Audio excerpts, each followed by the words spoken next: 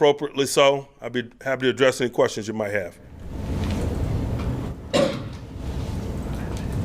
Coach, offensively, you're decimated at some key positions. Where are the strengths on this offense that you can build for the rest of the season right now?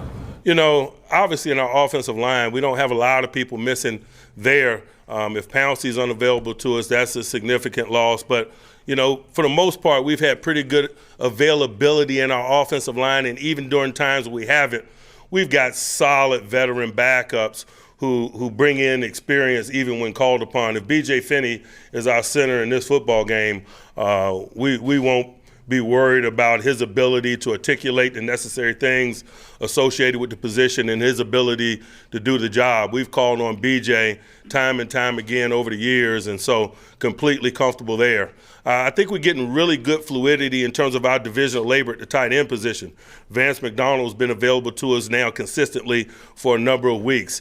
Nick has been on our team now consistently for a number of weeks, so I really feel comfortable with our division of labor there. Some of the other things obviously are work in progress, and you know, we make no bones about that, but we're also completely comfortable with the guys' ability to deliver.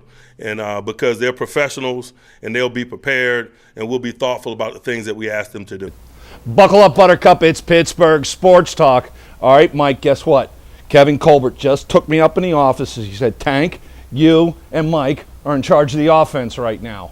What do you do, baby? This offense, this offensive line, Coach Tomlin said it today in the press conference. Here's my positives. My offensive line, my two stud tight ends, then there's a drop-off. Skill position is decimated. People got jacked up. The Cleveland Clowns went headhunting up in Cleveland. Mike, you're the head coach of the Pittsburgh Steelers. What do you do? Or offensive coordinator. What do you want? Just get back to running the football. They started to do that a couple weeks ago. This past week in the first half, they had 10 runs, 23 passes. They need to be 60% run to pass ratio, 60 to 40.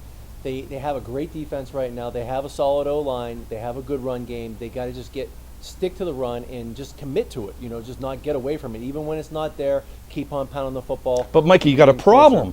Connor comes back in. He's jacked. Again, there's a rumor. It's not a shoulder. It's the shoulder blade, the collarbone, whatever. Benny Snell's just coming back. You're decimated almost at running back as well, so that's problematic too. What do you do? Connor's not coming back for the Bungles.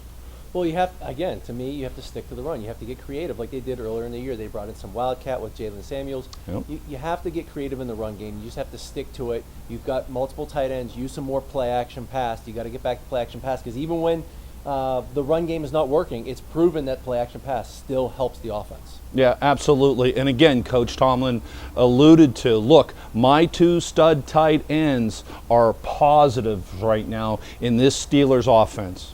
All right, Mike, so I get it. The tight ends are positive for the Steelers right now. The running backs, look, if Jalen Samuels can come back, okay, at 100%, I'm not talking 60 or 40, but 100%, which is not probable. Okay, so you can get the running game going. But right now, again, the Cleveland Clowns went headhunting. Juju's jacked up. This beautiful young athlete in Deontay got jacked up. And Mason obviously is having problems delivering the ball. Let me ask you something. How many drop passes have they had in the last 1 or 2 games? Do you know? In the last one, they had about 6 or 7 drop passes. They're not helping him. No, he's not getting help. But here's the thing. You have to help your young quarterback. Now, you can sit there and say this is his second year. He's still a young quarterback, okay? He's played behind Ben Roethlisberger, who is a Pro Bowl Hall of Fame quarterback. He's Super Bowl champion. Mason's not going to give you that same production. So you can't rely on Mason throwing the ball 45, 50 times a game, even 40 times. You want to keep it to a minimum. If you can keep his throws down, 20 to 25 tops, keep the run game, you have a great defense. Rely on that defense. Run the clock. Run the football. Get that clock going. Rely on play action pass. Then, at the same time, you have to help your offensive line because Mason, yes, Troy Aikman said he's a little heavy in the pocket with his feet. He is stiff. He is a very stiff quarterback. He needs to work on that. He needs to work on moving. You're saying he needs to be more mobile? Not running around, but just in the pocket. When look, no one's going to say Tom Brady's a mobile quarterback, but if you notice, he can move in the pocket, make a guy miss, come back up and make a throw. With a young guy, now that's Tom Brady as a veteran, even Ben as a veteran.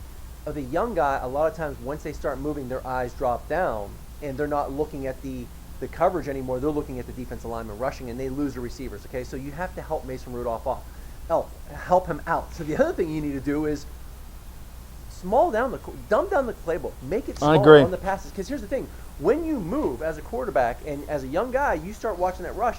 You have to know in the back of your head, where is my outlet? If you move and you start looking at the thing in your head, you have to know where it is so you can just kind of go to it. And he's not able to do that right now. So what happens is he starts to panic. When he gets pressure, he starts panicking, and it doesn't look good. But again, the O-line, they are a strong point. That's what they're so good at the run game. But when you just start throwing the ball and the defensive lines just start pinning their ears out, you can see that pocket was collapsing. You look at Baker Mayfield. He had a nice pocket. He had plenty of space to move around in that pocket and make plays. You could see him get outside the pocket. He's a magician. He's a magician. And he's a second-year guy. But he was able to move around. The O-line protection for him, and he has a bad O-line. And all year long, they're saying the weak point with the Browns is the offensive line. But they did a great job against that Steelers pass rush. That's pretty darn good.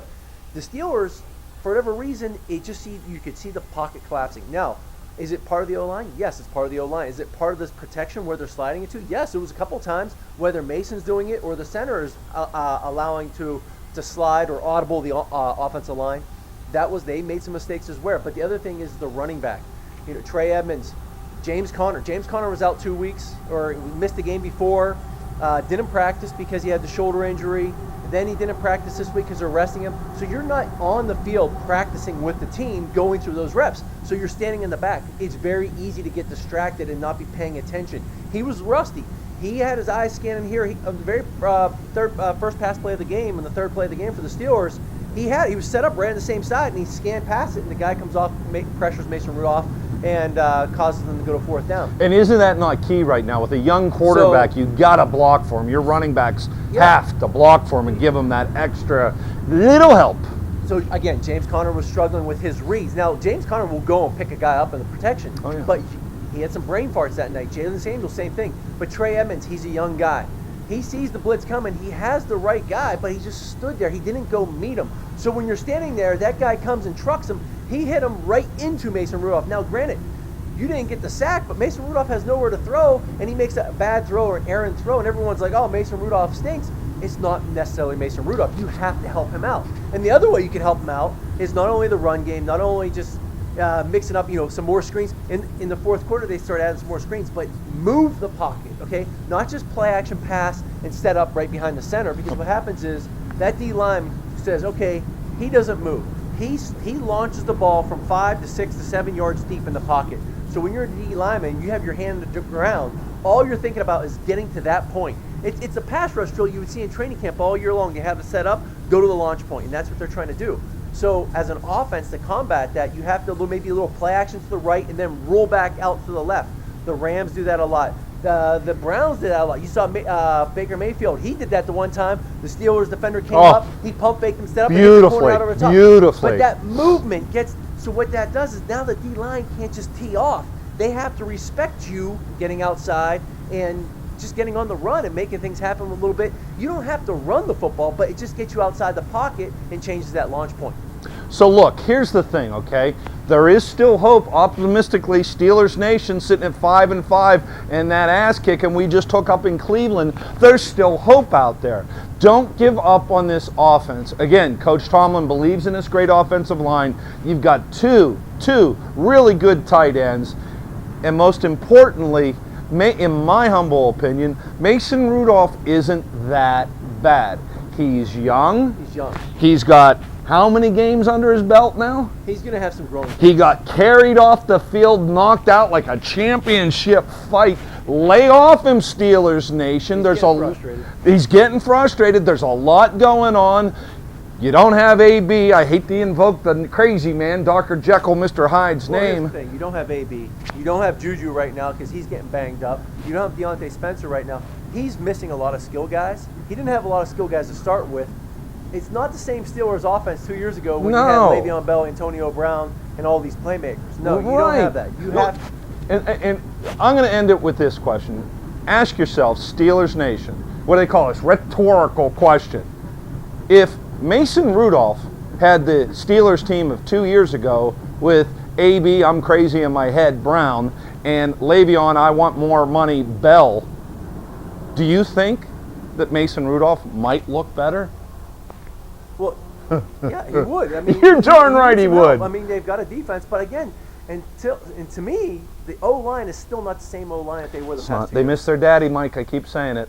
You know, they're struggling all across the board, and they're fighting through some adversity, but they're still in a position they can get that wild card spot. And they got the Bengals this week. That's a win. It better be a win. Better be a win. And and then they got the Browns again next in 2 weeks. Oh, I can't wait, baby. My ankles and their hands are going to be taped up, baby. Hey, all right, the Bengals. Let's take care of business. Then the Clowns are coming in Pittsburgh, and I can't wait.